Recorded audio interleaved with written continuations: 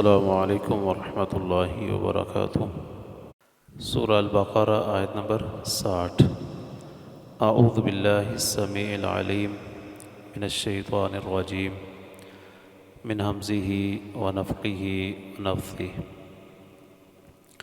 وَإِذِ اسْتَسْقَىٰ مُوسَىٰ لِقَوْمِهِ، وَإِذ اور جب، اسْتَسْقَىٰ پانی طلب کیا، پانی مانگا، سقا پانی پلانا کسی کو، اور استسقا پانی مانگنا۔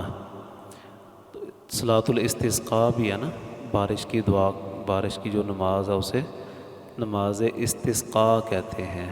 تو وہ الف اور آگے حمزہ ہوتا ہے اس میں، کیونکہ وہ مصدر ہے اور یہ ماضی ہے۔ اور جب پانی مانگا موسیٰ نے لقومہ اپنی قوم کے لیے، صحرا میں ہے تو وہاں ظاہر ہے کوئی چشمے تو ہیں نہیں، نہ ہی وہاں کوئی بور کیا جا سکتا ہے، اور وہاں کوئی آبادی بھی نہیں ہے کہ جن سے پہلے پانی موجود ہو جن کے پاس اور ان سے لے لیا جائے، تو کوئی ذریعہ نہیں تھا پانی کا۔ تو اللہ تعالیٰ سے دعا کی کہ یا اللہ تو ہی کوئی انتظام فرما۔ فَقُلْنَا اضْرِب بِعَصَاكَ الْحَجَرَ، تو ہم نے کہا اضرب مار، بعصاک اپنی لاٹھی کو، الحجر اس پتھر پر، جو کوئی موجود ہوگا وہ سامنے کو قریب، تو اس کے بارے میں کہہ دیا کہ اس پتھر پر اپنی لاٹھی مارو۔ اب کچھ لوگوں نے ابھی تک وہ پتھر اس طرح کا کوئی وہاں ڈھونڈا ہوا ہے کہ جی یہ دیکھیں اس میں 12 نشان ہیں، گویا یہاں سے 12 چشمے پھوٹے تھے۔ اللہ ہی بہتر جانتا ہے کہ وہ 12 چشموں والا پتھر وہی ہے یا کوئی اور ہے، کوئی بعد میں تو بنا کے وہاں رکھ سکتا تھا نا۔ اس لیے اس کے بارے میں یقینی طور پر نہیں کہا جا سکتا کہ وہ جو پتھر آج ہے لوگ جس کی زیارت کو جاتے ہیں کہ یہ وہی پتھر ہے یا کوئی اور ہے، یقینی نہیں ہے۔ فَانْفَجَرَتْ مِنْهُ، تو پھوٹ پڑے اس پتھر سے، 12 عَيْنًا 12 چشمے، 12 قبیلے تھے تو 12 چشمے اس سے پھوٹ پڑے۔ قَدْ عَلِمَ كُلُّ أُنَاسٍ مَشْرَبَهُمْ، بلا شبہ جان لیا تمام لوگوں نے اپنے پینے کی جگہ کو۔ ہر کسی کو پتہ ہے ہمارا چشمہ وہ پتھر کی فلاں جانب ہے، اور اتنے اس کے دائیں چشمے آتے ہیں اور اتنے اس کے بائیں آتے ہیں، تو انہوں نے اپنے گنے ہوئے ہیں، اور جو بھی جاتا ہے وہ سیدھا اپنے چشمے پر جاتا ہے۔ تو وہ جو سورۃ مائدہ میں بھی آتا ہے نا، ہم نے ان کے 12 نقیب مقرر کیے، 12 نگران مقرر کیے، وہ بھی تائید ہے اس بات کی کہ وہ 12 قبیلے تھے، ہر قبیلے کا ایک نگران۔ اسی طرح یہ 12 چشمے ہیں، ہر قبیلے کا ایک اپنا چشمہ۔ کُلُوا وَاشْرَبُوا مِن رِّزْقِ اللّٰہِ، کھاؤ اور پیو اللہ کے دیے ہوئے میں سے، اللہ کے عطا کیے ہوئے میں سے۔ وَلَا تَعْثَوْا فِي الْأَرْضِ، نہ پھیل جاؤ، نہ پھیلاؤ اس زمین میں، مفسدین فساد کرتے ہوئے۔ اس زمین میں، زمین سے مراد وہ جہاں رہ رہے ہیں وہاں، یہاں پر فساد نہ مچاؤ، ادھم نہ مچاؤ، یعنی اللہ تعالیٰ کی بغاوت اور نافرمانی اور نبی کے ساتھ مذاق اور استہزاء، یہ کام نہ کرو، اطاعت والا ماحول بنا کے رکھو۔ انہوں نے بڑا پریشان بھی کیا ہوا تھا بنی اسرائیل نے، موسیٰ علیہ السلام کو بھی خاصا تنگ کیا ہوا تھا۔ تو اللہ تعالیٰ کہہ رہے ہیں کہ تمہیں کسی چیز کی یہاں پر مشقت نہیں کرنا پڑتی، آرام سے تمہیں کھانا بھی مل رہا ہے، پینا بھی مل رہا ہے، تو اس وقت کو اچھے کاموں میں لگاؤ، فارغ رہ کر اپنے آپ کو فسادات کی آماجگاہ نہ بناؤ۔ تو الفراغ مفسدۃ، عربی کا ایک مقولہ بھی ہے کہ فراغت جو ہوتی ہے نا وہ انسان کو خراب کر دیتی ہے۔ شیطان فارغ آدمی کو بہت زیادہ استعمال کرتا ہے، اس کے ذہن میں عجیب و غریب خیالات اور شرارتیں، یہ چیزیں پیدا کر دیتا ہے۔ اس لیے مثبت مصروفیت تلاش کرنے کی ہمیشہ کوشش کرنی چاہیے، اور کوئی نہ کوئی اچھی مصروفیت اپنی رکھنی چاہیے۔ اور کوئی مصروفیت نہیں ہے، بندہ قرآن پڑھنا شروع کر دے، اس سے اچھی مصروفیت اور کیا ہو سکتی ہے، یا اذکار کرنا شروع کر دے، ان چیزوں میں جب بندہ مصروف رہتا ہے تو ذہن غلط طرف نہ جاتا ہے اور نہ ہی بندہ بہکتا ہے۔ وَإِذْ قُلْتُمْ يَا مُوسَىٰ لَن نَّصْبِرَ عَلَىٰ طَعَامٍ وَاحِدٍ، اور جب کہا تم نے اے موسیٰ ہرگز نہیں ہم صبر کر سکتے ایک ہی کھانے پر۔ یہ کیا ہوا، روزانہ وہی چیزیں، تبدیل بھی ہونا چاہیے کچھ ذائقہ۔ اب فَادْعُ لَنَا رَبَّكَ، سو تو دعا کر ہمارے لیے اپنے رب سے، یخرج لنا، وہ نکال لے ہمارے لیے، مما، اس میں سے، تنبت الارض، جو اگاتی ہے زمین سے جو فصلیں اگتی ہیں کچھ ہمیں اس میں سے بھی دیا جائے نا، من بقلیہا، اس کی ترکاریاں، سبزیاں وغیرہ، وقثائہا، اس کی ککڑیاں، یہ کھیرے سبزی کے ساتھ جو سلاد کے طور پر چیزیں استعمال ہوتی ہیں، وفومیہا، اور اس کی گندم، وعدسیہا، اور اس کی دالیں، مسور، وبصلیہا، اور اس کے پیاز۔ یہ زمین سے بھی کچھ جو چیزیں اگتی ہیں نا کچھ، یہ ہمیں دی جائیں تاکہ ہمارا ذائقہ کچھ تبدیل ہو۔ روزانہ ایک ہی کھانا کھا کھا کے نا تنگ آ گئے ہیں، اب دل بھر چکا ہے ان سے، اس پر اب قناعت نہیں ہے، صبر نہیں آتا، اس لیے ان کو تبدیل کیا جائے۔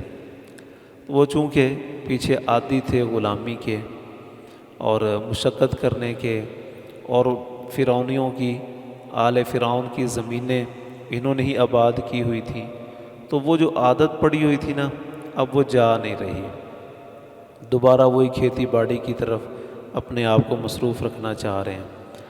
ابو امامہ رضی اللہ عنہ کہتے ہیں انہوں نے کسی کے گھر میں یہ کھیتی باڑی کے آلات دیکھے زراعت کے، کہنے لگے میں نے نبی صلی اللہ علیہ وسلم سے سنا، فرما رہے تھے یہ آلات جس گھر میں داخل ہوتے ہیں نا اس گھر میں ذلت و رسوائی شروع ہو جاتی ہے۔ وہ اس طرح کہ جو بندہ کھیتی باڑی میں مشغول ہو جاتا ہے نا پھر وہ کسی اور کام کا نہیں رہتا، نہ عزیز و اقارب، نہ رشتہ داریاں، نہ کچھ اور کام، اس کو سب سے بڑی اس کی جو فکر ہے نا وہ اس کی زمینداری ہوتی ہے۔ تو مبالغے کی حد تک ان کاموں میں مصروف ہو جانا یہ ذلت و رسوائی کا سبب ہے۔ ابو امامہ رضی اللہ عنہ نے نبی صلی اللہ علیہ وسلم سے یہ حدیث جو ہے نا وہ ذکر کی، اور اس سے پہلے ایک دفعہ یہ بات ہوئی ہے، صحابہ کرام نے سوچا کہ اب جہاد تو بہت ہو چکا، اب کچھ اپنی زمینیں، اپنے باغات، ان کی طرف فکر کریں، تو اللہ تعالیٰ نے آیت نازل کی لا تلقوا بایدیکم الی التہلکہ، اپنے آپ کو ہلاکت کے راستے پر نہ چلاؤ۔ تو ایک حد تک زراعت وہ صحابہ کرام بھی کیا کرتے تھے، لیکن ان کی زراعت ایسی نہیں تھی کہ ادھر حکم جہاد آ گیا اور یہ ابھی اپنی کھیتی باڑی میں لگے ہوئے ہیں، ایسا نہیں تھا۔ جب اللہ تعالیٰ کا یا نبی صلی اللہ علیہ وسلم کا حکم آ جاتا تو وہ تیار فصلیں اور تیار باغات چھوڑ کر بھی نکل جاتے تھے۔ غزوہ تبوک کی مثال ہمارے سامنے ہے، بالکل فصل تیار ہے، کھجوریں اتارنے کے بالکل اتارنے والی ہوئی پڑی ہیں، لیکن اللہ کے نبی نے جب جہاد کا کہا تو وہ تیار باغ چھوڑ کر بھی نکل گئے۔ تو یہ جو شخص اتنی جرأت اور ہمت کر سکتا ہے اس کے لیے تو یہ زراعت اور یہ کھیتی باڑی اس کے لیے برکت کا باعث ہے، اور جس نے اسی کا ہی ہو کر رہ جانا ہے تو پھر اس کے لیے معاملہ جو ہے وہ بہرحال خراب ہی ہے۔ قال، اللہ تعالیٰ نے کہا، کیا تستبدلون الذی، تم تبدیل کر کے لینا چاہتے ہو وہ چیز ہوا ادنا جو کم تر ہے، بالذی، اس چیز کے بدلے میں ہوا خیر، جو سراسر بہتر ہے، مفت میں تمہیں مل رہا ہے تو اس سے اچھی اور کیا چیز ہو سکتی ہے؟ کیا تم ان چیزوں کو چھوڑ کے تم یہ کھیتی باڑی اور محنت اور مشقت اور یہ چیزیں لینا چاہ رہے ہو؟ اہبطوا مصرا، تو اتر جاؤ پھر کسی شہر میں چلے جاؤ، کیونکہ یہاں صحرا میں تو یہ چیزیں ملنے والی نہیں، یہاں تو پانی کا مسئلہ ہے، یہاں زمین کا مسئلہ ہے، یہاں وہ چیزیں اگنے والی نہیں ہیں، تو جاؤ کسی آبادی میں چلے جاؤ۔ فَإِنَّ لَكُمْ مَا سَأَلْتُمْ، بے شک تمہارے لیے ہوگا جو تم نے مانگا ہے، تو وہاں چلے جاؤ، کھیتی باڑی کرو، اگاؤ جو اگانا ہے پھر تم نے۔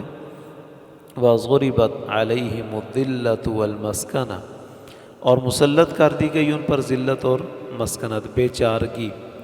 وَبَاءُوا بِغَضَبٍ مِّنَ اللَّهِ، اور لوٹے وہ اللہ کے بھاری غضب کے ساتھ، نافرمانی جو کی ہے، ناشکری کی ہے اللہ تعالیٰ کی نعمتوں کی، ستایا ہے نبی کو، تو نتیجہ اللہ کے غصے اور غضب کی صورت میں ان پر مسلط ہوا۔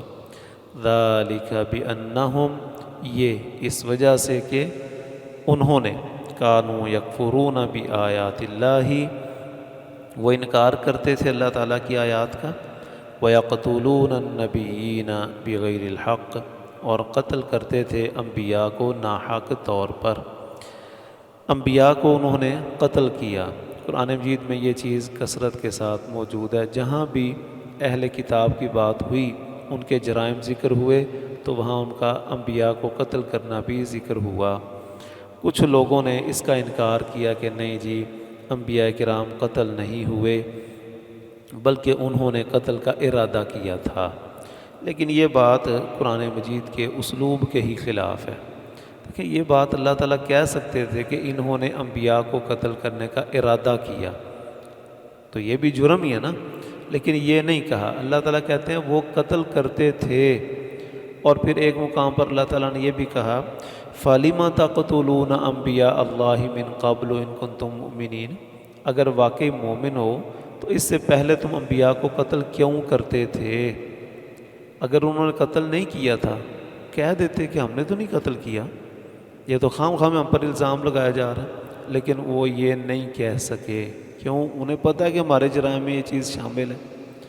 نبی صلی اللہ علیہ وسلم فرماتے ہیں قیامت کے دن بدترین انجام ہوگا اس شخص کا، یا سب سے شدید ترین عذاب ہوگا اس شخص کو، من قاتلہ نبی، جس کو کسی نبی نے قتل کیا، او قاتل نبی، یا اس شخص نے کسی نبی کو قتل کیا ہوگا، تو ان کو شدید ترین عذاب ہوگا۔ اب نبی صلی اللہ علیہ وسلم کی حدیث، اس میں اگر کسی نبی کو قتل ہی نہیں کیا گیا، تو اس حدیث کا مطلب کیا ہے کہ جس نے کسی نبی کو قتل کیا اس کو سب سے شدید ترین عذاب ہوگا۔ تو اس لیے جب قرآن نے یہ کہا ہے کہ انہوں نے انبیاء کو قتل کیا ہے، تو پھر اس کا مطلب یہی ہے کہ انہوں نے قتل کیا ہے۔ ذَلِكَ بِمَا عَصَوْا، یہ انجام اس وجہ سے ہے ان کا کہ انہوں نے نافرمانی کی ہے۔ عصا نافرمانی کرنا، اس سے عصوا انہوں نے نافرمانی کی۔ وَكَانُوا يَعْتَدُونَ، اور تھے وہ حد سے تجاوز کرنے والے۔ اللہ تعالیٰ سمجھنے کی، عمل کرنے کی توفیق عطا فرمائے۔